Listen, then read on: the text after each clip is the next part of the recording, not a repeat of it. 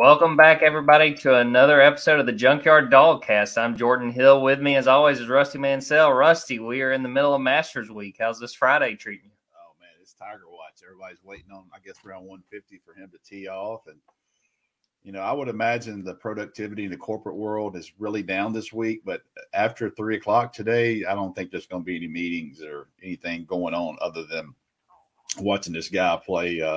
Friday afternoon in cool weather. But Jordan, we talked a little bit before we came on here. It's amazing how one person kind of captivates the entire audience at the top of the game for golf. And these other guys are the best in the world. I mean, they are literally the best in the world. And the only thing everybody talks about is Tiger Woods. And, that's just the way it is. Yeah, see, we get the good excuse of this afternoon. There's a lot of Georgia guys in this tournament. Hey, man, I'm just watching for Kevin Kisner and Bubba. And Tiger just happens to be out there. That just kind of is our luck, isn't it? Yeah, you look at all the social media. I thought Georgia football, Georgia golf did a good job of saying, hey, look, we got these guys, and certainly that golf program at Georgia is elite. And Kevin Kisner and had a chance to meet Bubba Watson during the season a little bit. We got to talk shoes. He's kind of he's a shoe guy for sure. And I just happened to have on the one pair of Jordans that I have on, so I got a chance to talk to Bubba Watson for a few minutes. And but those guys are. They're certainly capable and worthy of their own attention. And Kisner's playing good right now. It'd be interesting to see what he does today, see if he can make a move. But certainly those guys, huge Georgia Bulldog fans. I know Kevin Kisner and Kirby Smart really, really close, spend a lot of time together when they can. Yeah, it's a really great time of year as far as the sports calendar, obviously with the Masters going on, but we're still in the middle, kind of getting closer and closer to the end of spring practice for Georgia. As we talk, we're 8 days away from G-Day, and that'll be obviously a big day. But I want to start, Rusty, with last Saturday. It was kind of a big, sort of a benchmark, a big milestone in this spring, and the fact that Georgia had their first spring scrimmage. We got a chance to hear a little bit about how things looked, what sort of stood out. Let's kind of go back over that, Rusty. What sort of stood out from what you heard about the scrimmage? Some of the things that might kind of tell us what more to expect even as we go into G-Day. Well, I kind of talk to different people that, sometimes I talk to people that only get to go one time, and then sometimes I talk to people that get to go multiple times. But, it's been the common theme. People are talking about Arik Gilbert, and I think Arik Gilbert caught a pass last week, a short pass, kind of an out route, I believe, and just, for lack of a better term, just flattened the DB, just stepped on him, ran over him, and then he takes it to the house for a touchdown. And, that kind of drew a lot of praise and the people on the sideline, the players, that got them hyped. But, this is a guy that I've known. I've said it several times on this particular podcast. I've known him since the 8th grade. He's dealt with a lot of things off the field in the last year and a half. But when Arik Gilbert is focused, when Arik Gilbert has the Arik Gilbert ability that I've known in a 6'5" frame, there's not many like him. I've never covered one in the state of Georgia like him. I mean, this is a big athletic dude, catches. He's got unbelievable natural hands, route running. And I tell you, Jordan, if he has a good showing on TV next Saturday for the whole country to see, this is going to be something that people are going to talk about from May, June, and July. But I think the biggest thing that you come away is the quarterback play. And I'll say one quick thing with this, too, and let you answer this. I thought it was kind of, for the first time, you hear Kirby Smart kind of have Stetson Bennett's back, I thought, in a press conference, and talked about how well he's playing. He's playing some of his best football ever at Georgia. Because I can tell you this, that Carson Beck and Brock Vandagriff are playing well, too. Those two guys they're starting to take those next steps. So, Gunnar Stockton is young right now, and he's just trying to learn the cadence and call the play and put somebody in motion. But, the quarterback room right now at Georgia is pretty deep. We'll see how this thing plays out. Stetson Bennett's the guy, but, I'm fairly confident that Carson Beck and Brock Vandagriff have helped themselves this spring. So we'll see this scrimmage tomorrow, and then we'll get to see G-Day next week to try to see where these guys are to get a better sample of them. But I think probably the quarterback room at Georgia, they're probably pretty happy where they are right now. Yeah, on Tuesday, Kirby sort of talked about really all three of those quarterbacks. And again, like we said, Gunnar is a young guy still kind of just trying to learn, what's going on. But, he talked about Carson and Brock, how much growth they've showed. And, you know, he hit on the fact that, you know, Carson didn't really get to have a spring because of COVID. And then with Brock getting the chance to kind of learn from where he was this time last year, you know, in the same position that Gunner's in now, being fresh out of high school, just trying to learn the ropes. I mean, he said it was amazing. You know, Kirby said it's amazing how much growth both those guys have made. But it was a good point you made, Rusty, that he really kind of backed up Stetson. I mean, Stetson, when we talked to Kirby, I guess that's been a couple of weeks ago now, when he talked about Stetson, you know, he talked about, well, he's got to do this, got to do that, you know, sort of some of the things that he needs to do to step up. Yep. And Kirby really talked about the fact that I challenge everybody. You know, you challenge everybody every day.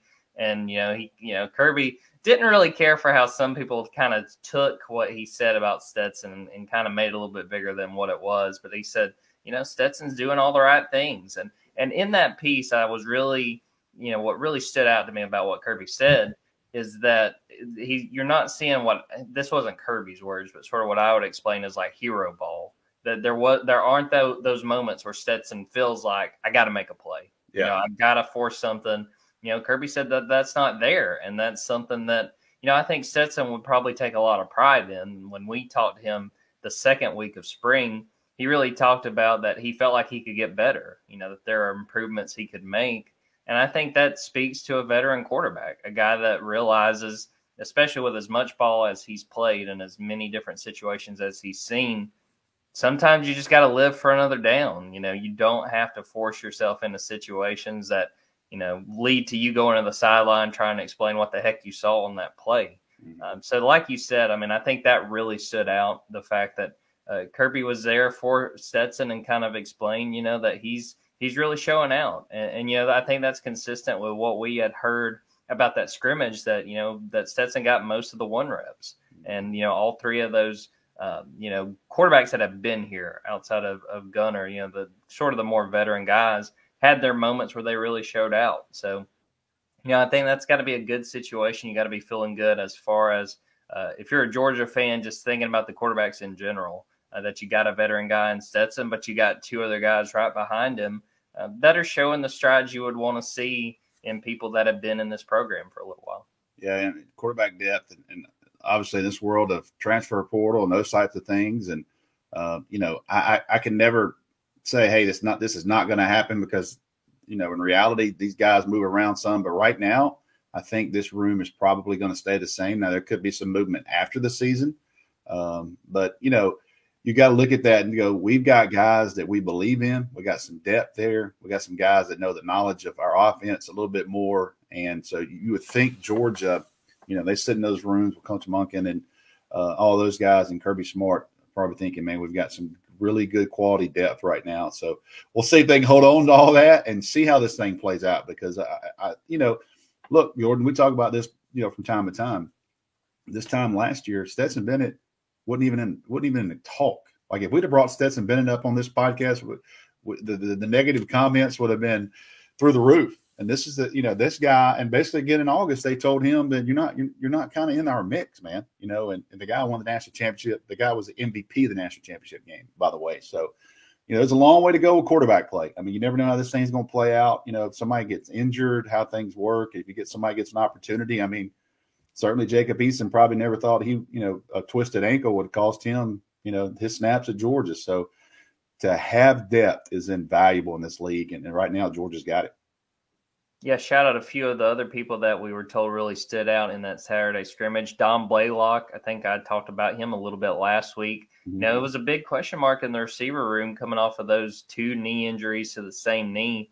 I mean, from everything we've been hearing, he's looked good. I think he had a touchdown catch in the Saturday scrimmage. So that's got a 2. They get 2, I think. 2 catches. Mm-hmm. You know, we keep hearing good things about him, and you feel like that is a guy that could really step up. And again, as Kirby told us a few weeks ago, a receiver room that's about as thin as he's had since he's been the head coach at Georgia.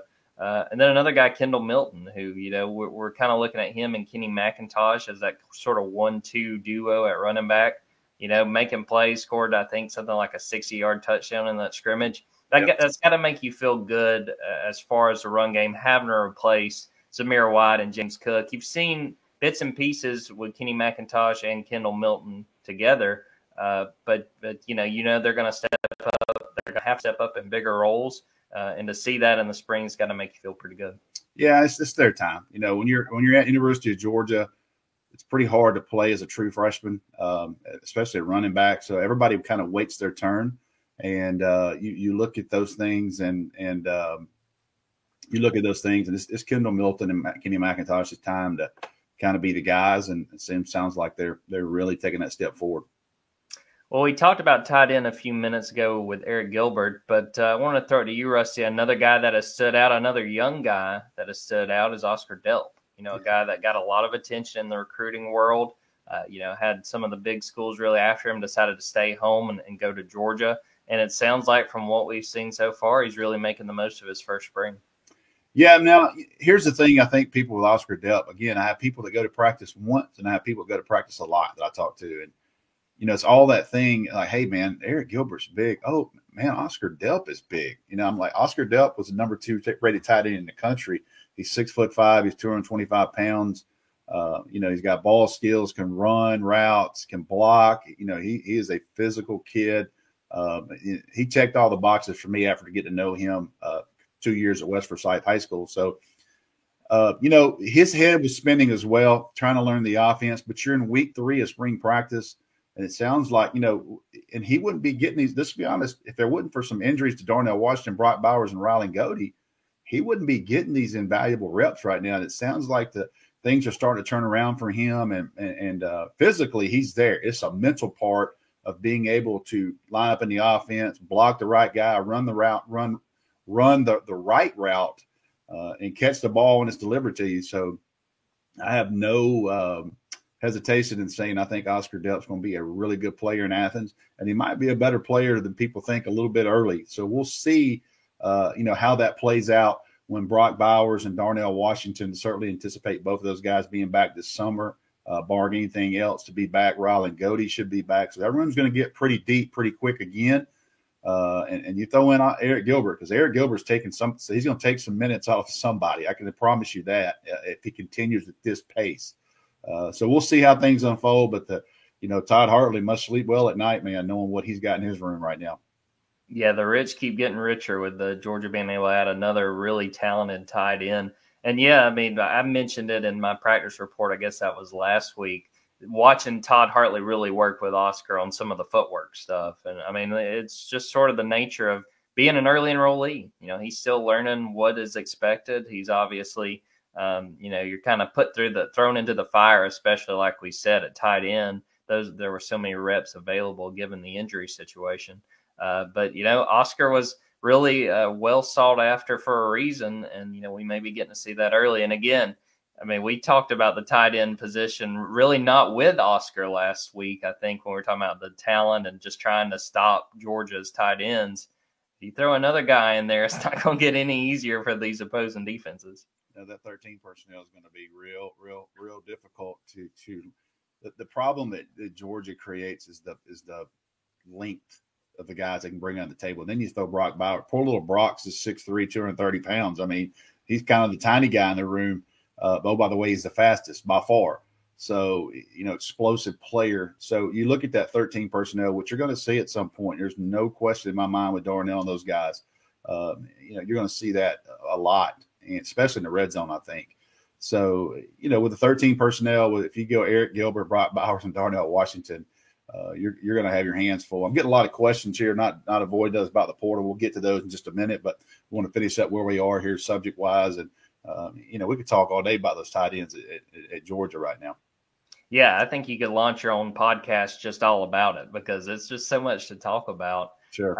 And we can get to the portal in a second. I did want to talk about just some of the things we've been hearing from some of the players. We've had a chance to talk to some of Georgia's players the last few days. And again, as we're getting closer and closer to the end of spring, I want to start with Jalen Carter. That's a guy that I think a lot of people had come into spring circling as the next really standout defensive lineman, a guy that, when we're talking maybe this time next year might be talked about as a first-round pick and potentially a high first-round pick. Getting a chance to talk to Jalen, he recognized it. And he talked about that guys like Jordan Davis and Devontae Wyatt are telling him that that's what he can be, that they're using that as motivation. And it was just really interesting to hear him talk about how much those guys have meant to him. I mean, he said, when I was being recruited, JD, Jordan Davis was a guy that was always talking to me and telling me everything to expect from, the expectations within the program, how Coach Scott on the defensive line coaches you. I think he really took to heart knowing what they expect of him. And, the big thing that he talked about, and Kirby actually talked about it a few minutes before Jalen came in and spoke to the media, was how big of a focus conditioning has been. He wants to be a guy that can stay on the field, that can give Georgia 2-3 downs and really produce with better stability and more consistency, I think was the big thing that Kirby really harped on. But I felt like from what Jalen told us, he's really took that challenge in stride. He said, that Kirby wants him to be the most conditioned guy on the team. And, he talks about, running after practice, trying to get in some more work and trying to make that possible. And I think that really speaks to a guy that understands not only the challenge ahead of him, but again, the opportunity. I mean, when you put a guy that, was obviously a big time recruit himself, and show him that it's potential, that you have potential, it's possible that you could be a top pick. It seems like from what he was saying and also what Kirby had to say as well, that he's recognized it, that he's putting in the work this spring. And, even just watching him, what little we've gotten to see in practice, I mean, he looks as impressive as we've been hearing. Even going back, I know people were talking about him as a potential game changer during that playoff run, that, people are like, hey, Davis and Wyatt are really good, but that number 88, you got to account for him too, man. It seems like from what we've been hearing that Jalen is really, accepting the challenge and understanding what could be ahead of him. Yeah, and Jalen Carter is the number one pro prospect in Georgia right now. He'll be the first player drafted next year, barring any type of setbacks. He is an elite defensive line prospect, strong. He checks all the boxes as the defensive line. He comes out this year. If he was eligible to come out, he'd be a first rounder this year. So, Jalen Carter, he doesn't have to look too far to look at a few future former teammates that are about to get drafted and the money value of what those guys are about to earn being first round draft picks. So this is a money year for Jalen Carter. He can come out and do special things and be that guy. He's going to make a lot. This time next year, Jalen Carter is going to be about 2 weeks away from what I call life-changing money.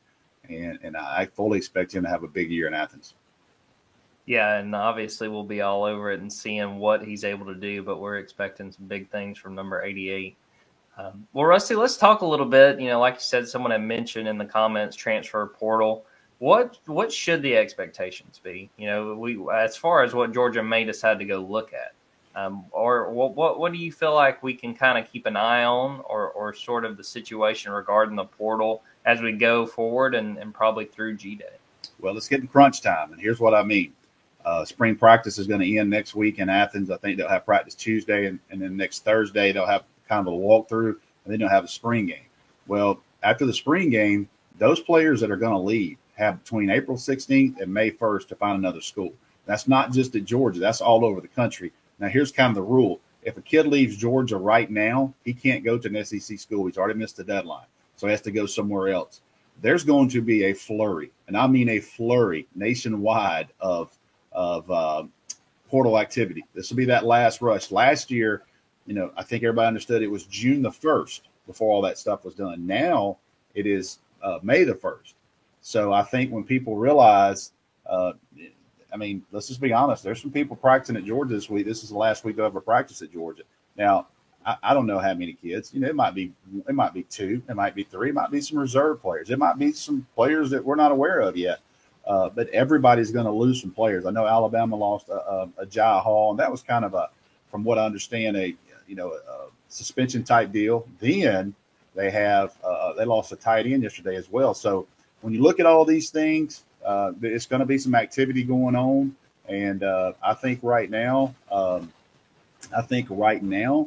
next question was about injuries. I think that from what I understand, everybody that is not practicing this spring will be good to go in the fall, which is good news for Georgia. Tate Ratledge, Ryan Davis, all those guys should be good to go.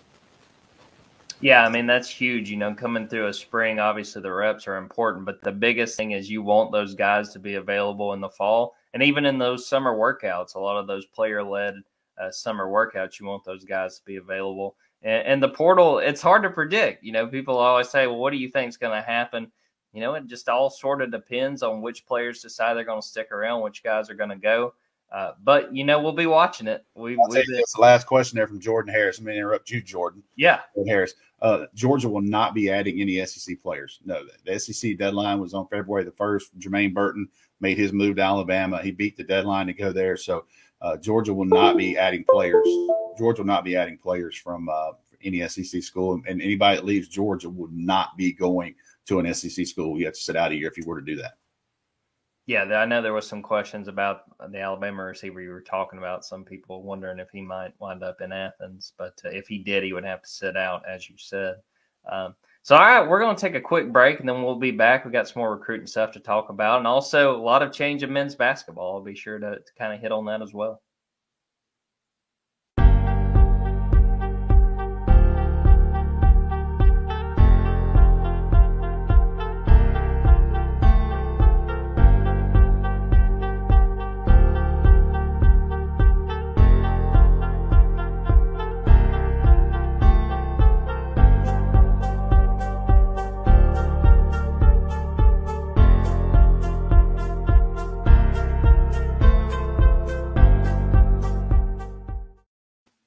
One of the things that really stood out to me, Rusty, when we have gotten a chance to watch Georgia practice is there's a lot of people that are usually on the sidelines watching, and then you see a couple lanyards. You got some recruits that have been coming in and out, getting a chance to watch the Bulldogs and check out what could be their future homes. Rusty, just tell us about sort of what the lay of the land is right now this week, just what the sort of state of Georgia recruiting has looked like as we get closer and closer to the end of spring.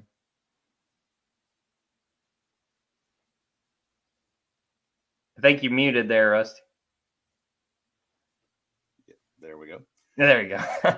I think yesterday kind of summed it up for me, how Georgia kind of is recruiting wise. I mean, they had 2 5-stars on prospect yesterday on campus, 2 5-star prospects on campus yesterday. I made a note in my ramblings, hey, a couple 5-stars in town. And, people read that and they're like, okay, who are we signing? And that's just a way that's what Kirby Smart and his staffs have established in Athens is, they're going to have big time prospects there. You look at KJ Bolden. KJ Bolden is a 2024 player out of Buford High School. This young man is a 6'2" wide receiver safety. He's a 10,700 meter guy. I think the world of KJ Bolden. I think he is a superstar in the 2024 class. Had a kid named DJ Lagway, a quarterback out of Texas, a 5-star prospect. So, Jordan asks us again there about Andy Jean. He's a wide receiver out of Miami, former Miami commit. He was on campus yesterday, 2023. And I'll tell you this, we talk a lot about it on the junkyard about the wide receiver position. And, the state of Georgia is down for 23 as far as a whole wide receiver. Now, the good news is the 24 class is really deep. So Brian McClendon is not going to have to go too far, in my opinion, to get out in that 2024 class. But right now they need receivers in 2023. They need game changers. And the state of Florida is incredibly deep. I mean, it is 10, 12, 13 players deep at wide receivers, deep as I've ever seen a state from what I can remember at wide receivers. So Brian McClendon obviously recruited that state when he was at Oregon. Obviously, the 3 or 4 weeks he was at Miami, he knew the board, he knew the kids, started talking to them.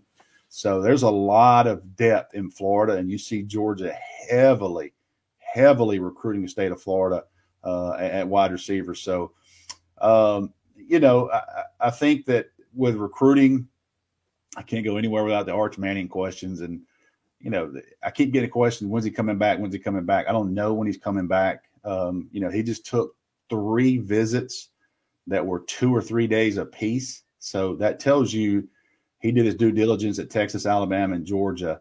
My gut feeling is at some point in June, they're going to make a decision.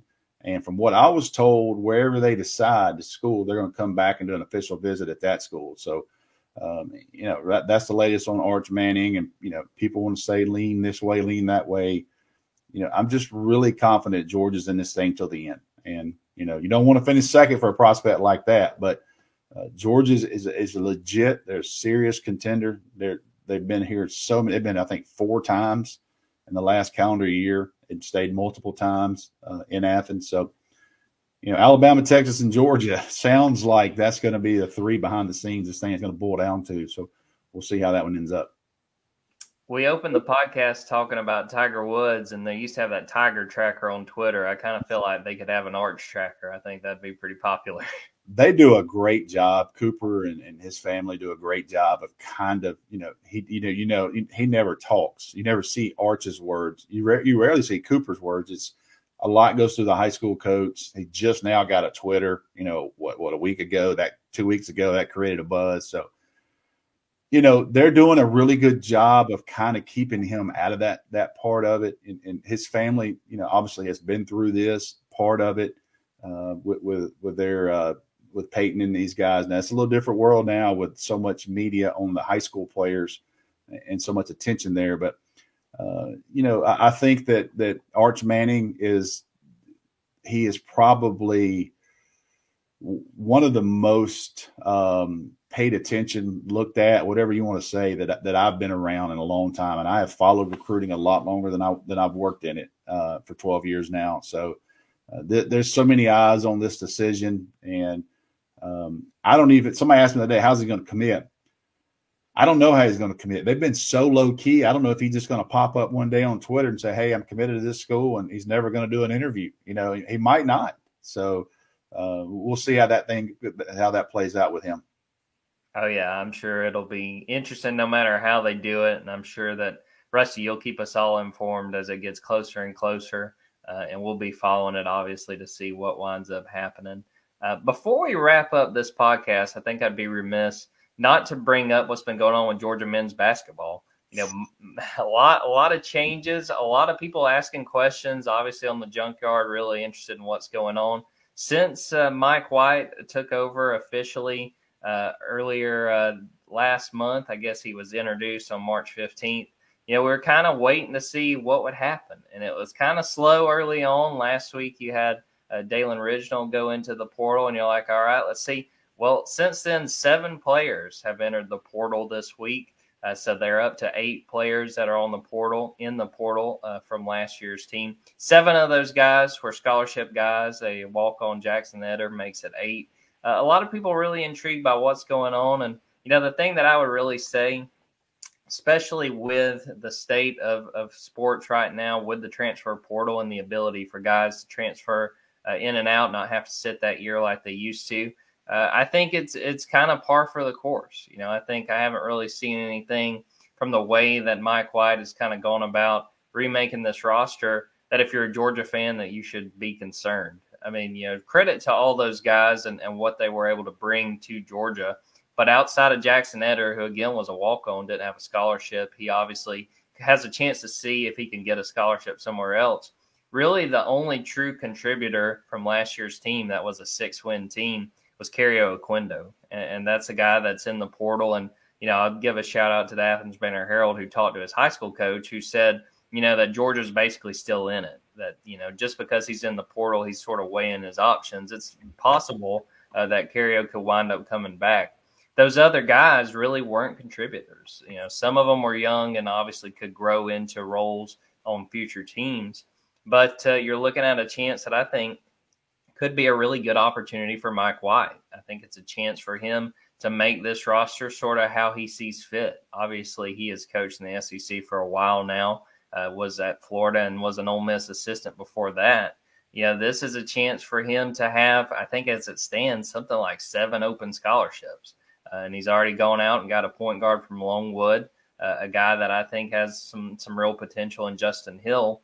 But now he's stepping into a situation where he's not really inheriting the roster that Tom Crean put together. He's got a chance to sort of make this roster the way he thinks it needs to be to rebuild Georgia. And you can kind of look at the numbers and go, whoa, 8 guys in the portal. I think that's just the nature of how things are. And I would look at it as a Georgia fan as a real opportunity for Mike White to add talent and to try to get this team where it can contend, if not next year, in 2 or 3 years from now.